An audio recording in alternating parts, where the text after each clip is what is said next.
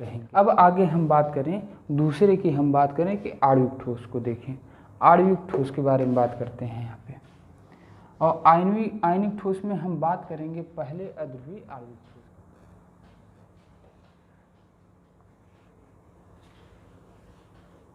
अध्रुवीय आणविक ठोस के बारे में बात करें तो इसके उदाहरण हैं निम्न ताप पे, अगर अध्रुवीय संयोजक बंध के अणुओं के आधार पे हम बात करें तो H2O हो गया, Cl2 हो गया, इस तरह के होंगे उदाहरण में। अब देखा जाए कि ये अध्रुवीय कहने का मतलब ये पोलराइज है नहीं, क्योंकि यहाँ पे जो इलेक्ट्रोनेगेटिव का डिफरेंस है वह क्या है, 0 है। जितनी इलेक्ट्रोनेगेटिव हाइड्रोजन की इस हाइड्रोजन की, उतनी इलेक्ट्रोनेगेटिव इस हाइड्रोजन की है।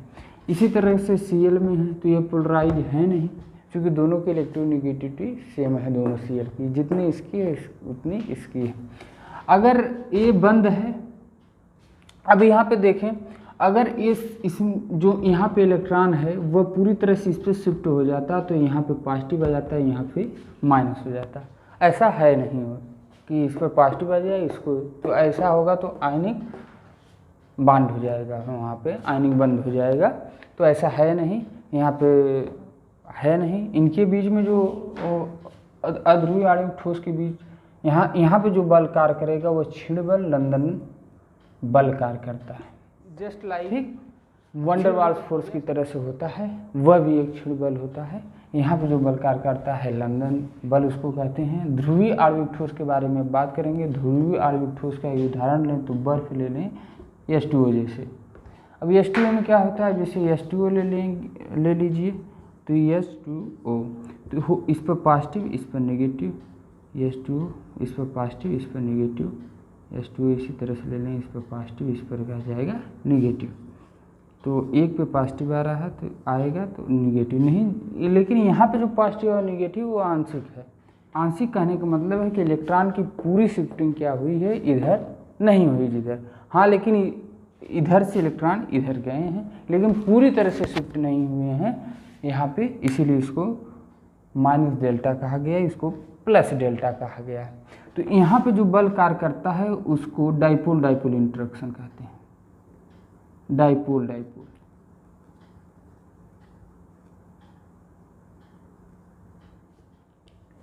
डाइपोल डाइपोल इंटरेक्शन कहते हैं। तो यहाँ पे हमने अभी जो बात किया वह किसके बारे में बात किया, आयनिक ठोस के बारे में बात की है, आणविक ठोस के बारे में यहाँ पे बात की गई, और इसके बाद इसमें अध्रुवीय आणविक ठोस के बारे में बात की गई, ध्रुवीय आणविक ठोस के बारे में बात की गई। अब जो बात की जाएगी वह बात की जाएगी हाइड्रोजन आबंधित ठोस के बारे में। तो इसमें आपने अभी देखा, इसमें आणविक ठोस में ध्रुवीय आणविक ठोस जिसमें H2O होता है, इसमें डाइपोल डाइपोल इंटरेक्शन कार्य करता है। अब बात की जाएगी हाइड्रोजन आबंधित आणविक ठोस। इसमें क्या होता है कि हाइड्रोजन, ऑक्सीजन, फ्लोरीन रहते हैं। अब जैसे H2O के उदाहरण में देखा जाए तो यहाँ पे H क्या है, O क्या है, निगेटिव है, और यहाँ पे H क्या है, पॉजिटिव है, यहाँ पे H पॉजिटिव है, यहाँ पे निगेटिव है। अब दूसरा यहाँ से H आ गया और ये पॉजिटिव है, यहाँ का O निगेटिव है, और यहाँ का H क्या है, पॉजिटिव है। तो इनके बीच में एक बंध आ गया, हाइड्रोजन बॉन्डिंग यही है। तो यहाँ पे हाइड्रोजन आबंधित ठोस कहने का मतलब है कि इस तरह के जो मॉलिक्यूल रहेंगे उसमें जो जब हाइड्रोजन बनेंगे तो उसी को हाइड्रोजन आबंधित आणविक ठोस कह देते हैं। अब हम बात करेंगे ससंयोजक अथवा नेटवर्क ठोस। ससंयोजक अथवा नेटवर्क ठोस कहने का मतलब ये हुआ कि इसमें carbon carbon carbon carbon carbon इस तरह से रहेंगे। कार्बन 4 वैलेंसी शो करता है, 4 बना सकता है बंध, इस तरह से देखा जाए।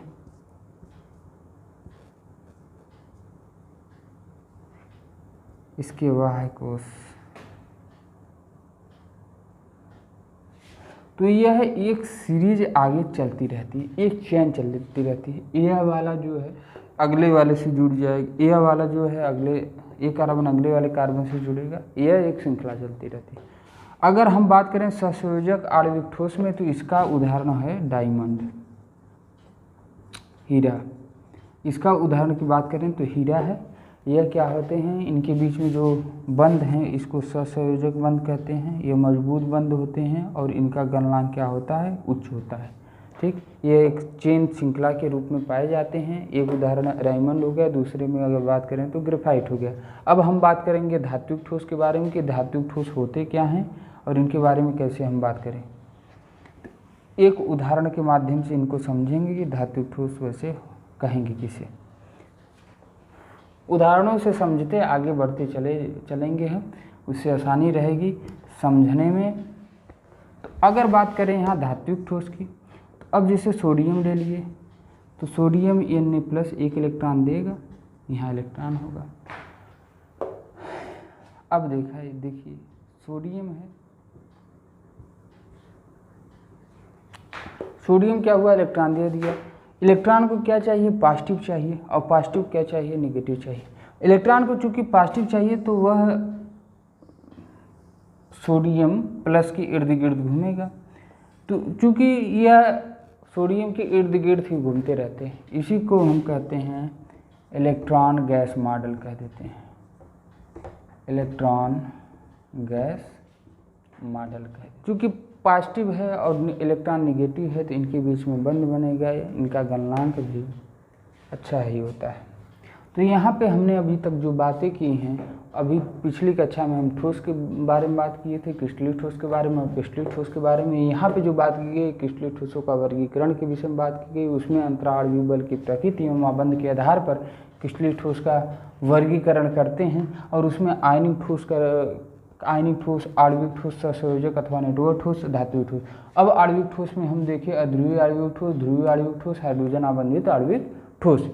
अब आयनिक ठोस में जो देखा गया उसका उदाहरण था NaCl। NaCl में Na+ होगा, Cl- होगा, उनके बीच जो बल कार्य करेगा वो स्थिर वैद्युत बल कार्य करता है। दूसरा आणविक ठोस के बारे में हमने देखा, उसमें अध्रुवीय आणविक ठोस देखा और ध्रुवीय आणविक ठोस, हाइड्रोजन आबंधित आणविक ठोस देखा।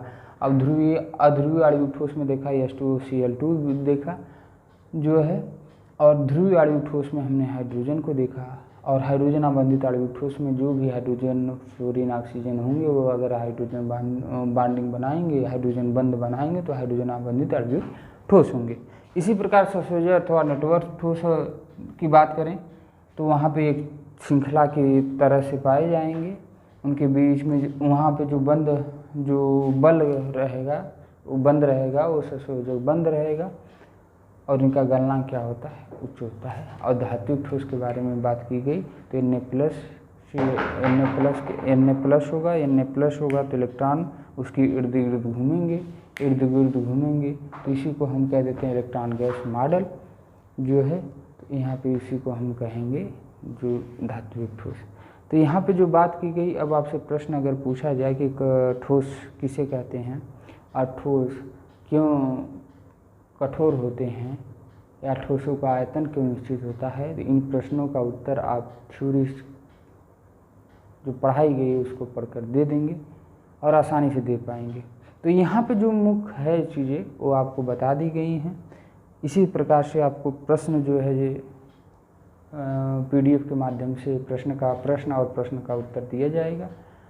जो भी प्रश्न होगा उसका उत्तर आपको मिल जाएगा, जो नहीं उसमें कवर किया जाएगा PDF में, जो नहीं होगा प्रश्न उसका उत्तर यहाँ पे आपको बोर्ड पे मिल जाएगा। और जो है क्लास को आज यहीं ख़त्म करते हैं।